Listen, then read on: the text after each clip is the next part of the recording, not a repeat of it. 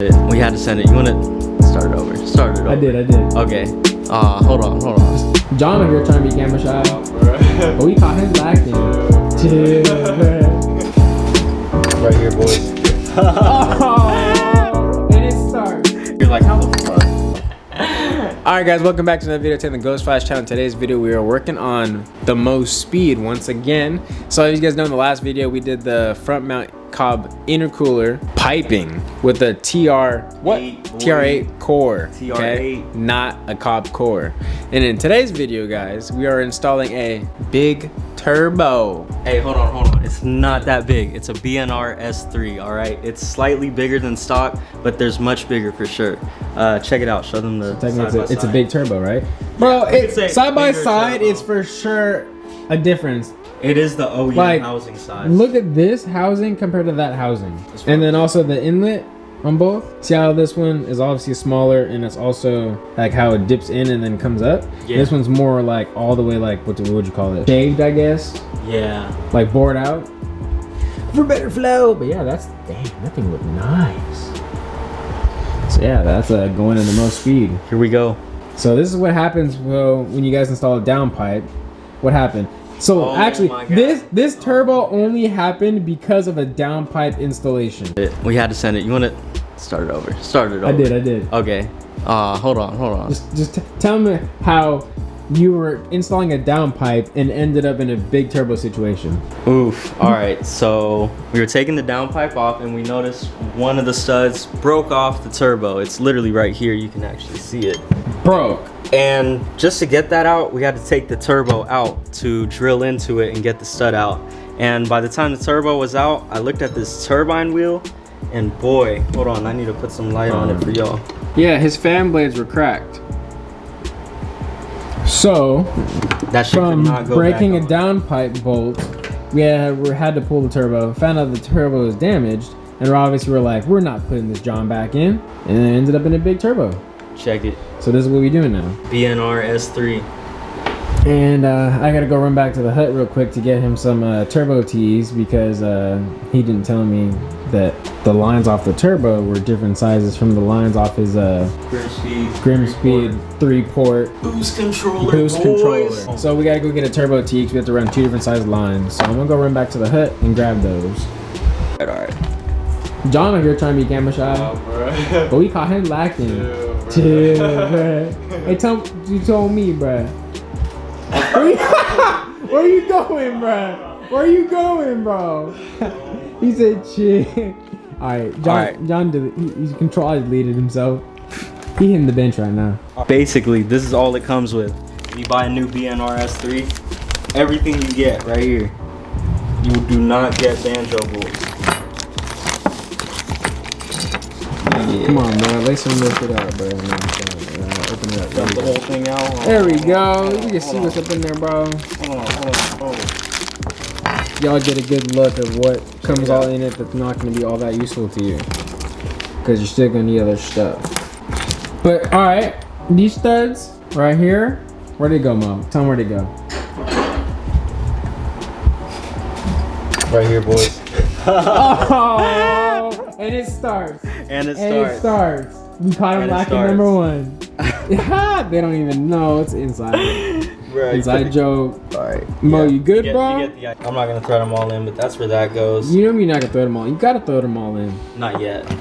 Why? We gotta show. We gotta do one thing at a time, bro. Okay. We're assembling it, bro. We'll just do it one at a time. Okay. Run it back.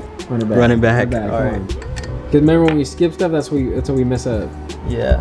And honestly, this is my first time doing this shit. I gotta let y'all know I am not a professional. Learning through my I can assure you, after personal experience, best thing is to not skip steps. You're like, how the fuck? So for those of you guys who don't know, Mo just asked me how to tighten the stud. Good way to tighten it is obviously use the bolts that it supplies, thread it on, and then you just crank it and don't do a little bit too much. Just give it a little small crank to snug it. Because if you crank it too tight, from personal experience, this bolt will get very singed against this and it will be very hard to take off. And or you will cross thread it like I did. See how it's already stuck to it? And it started unthreading? Yeah. Yeah, so I cranked mine too tight and not only was it stuck to it, when I got it off, it messed up the threads. I had to buy a new stud. Oh, wow. So you just want to snug it, because once you tighten the downpipe and or whatever other side will be tightening against it, it'll snug it even tighter once you snug it with that. So don't over tighten it. Alright guys, after all that explaining of what not to do, Mo accidentally did it. No, not on this one. Just on this one. So don't use the longest ratchet you got, because it will have too much leverage and you will run into exactly what I just said to not run into. So now we're gonna have to figure out how to get this off without damaging either end of the threads. Let's just look. Hey, there's extra studs. There's not extra studs because you need the other studs for this end, dog. I can't use the ones that are OEM. Oh yeah, you can. Oh well, have you checked to make sure they fit? Let's see.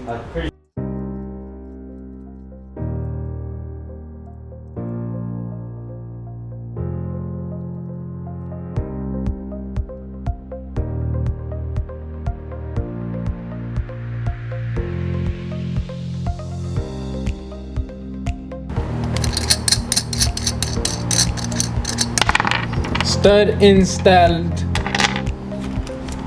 Stud is installed.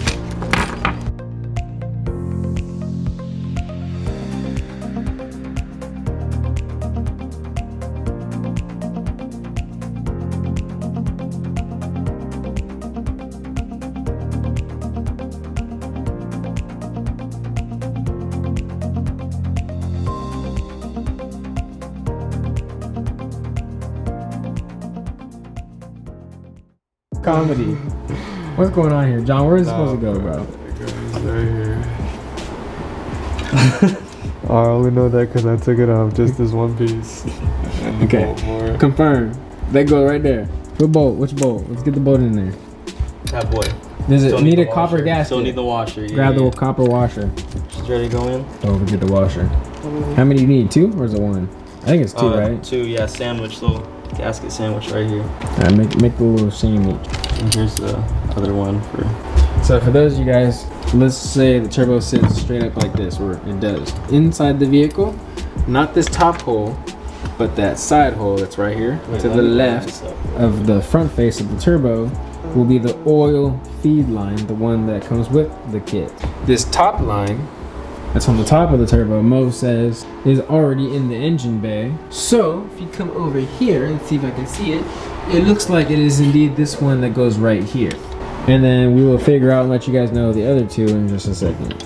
All right, 30 minutes later, 30 minutes later, we got the oil feed line on. Now we're working on the oil drain line.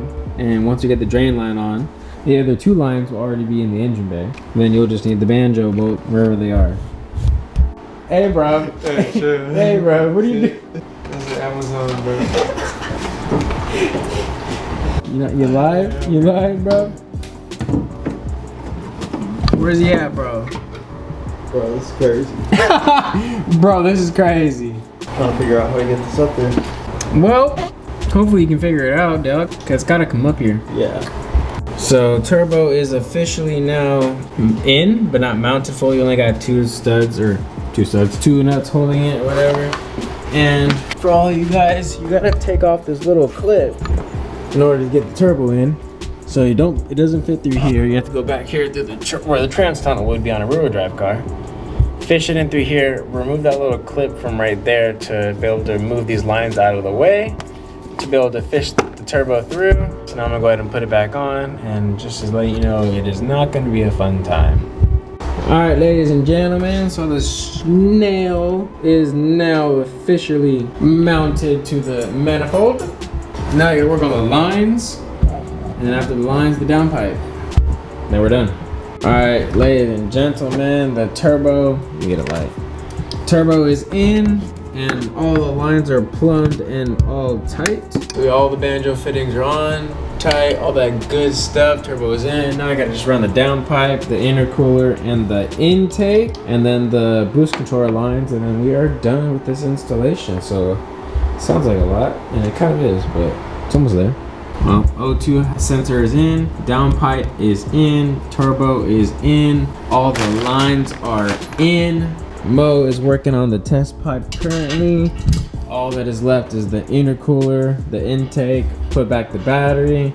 I already plumbed up the what's it called, the boost controller, and we had to use turbo tees because obviously he has the lines off the turbos were different size lines off the actual boost controller. So in order to adapt to different size hosing, we had to use a turbo. We had to use a T. Technically, you don't have to use a T, but that's all we had were T's. Theoretically, you'd rather just use like a straight, but all we had was T's. So we just put a vacuum cap on top. We only had one, so we got to go back to my house to get a second vacuum cap for this side. But the side that goes to the wastegate will go to port number 2 on the Grimspeed controller. The side off the front of the face of the turbo will go to the port number 3. And then the port number 1 goes to what, Mo? Intake for the vacuum pressure, for vacuum. So that's how that is all plumbed up. So that is that. So we're gonna go ahead and get the test pipe in. We're gonna go ahead and head over, get the vacuum cap, then the in and out, come back, and then get the rest of it finished up. No, it's the right size. What about the V-band, the clamp? Does it loosen up? Yep. Well, how's it going, bro? It's the 10 mil ratchet right here, the long extendable one on the electronic. If you could grab it, the Milwaukee. Is it nothing to come off? Right? It's like all the way loose and it still won't. Canon. EOS M50. Come on, bro. You got that or what? Possibly not. No, it's video. It's loose, but it's not moving. That's the little clamp they're struggling with. Was that the one for the intake? Yeah, for the intake to the turbo. Yeah, that shit's gonna come off. But it's not moving. Tell the video what you about to do, bro. We plugged out the ignition coils and we're about to crank it so we get oil to the turbo. So don't dry start your turbos, ladies and gentlemen. When you guys put a bigger turbo in or a newer turbo, do not dry start it.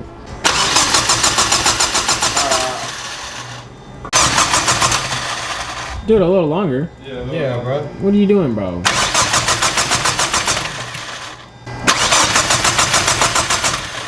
Oh my god. Oh wait, I gotta upload the tune first. Then it won't start with.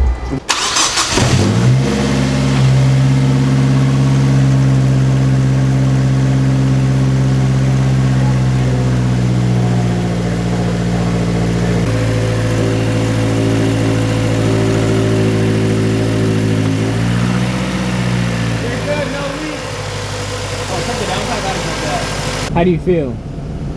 I feel pretty cool. Speak up. We got it back. I didn't think it started up that smooth, and I thought it would be a little louder, but it sounds perfect. Honestly, can't wait to drive it. Might be louder under load. Facts. And we are smoking a lot. From all of our fingerprints. Yeah.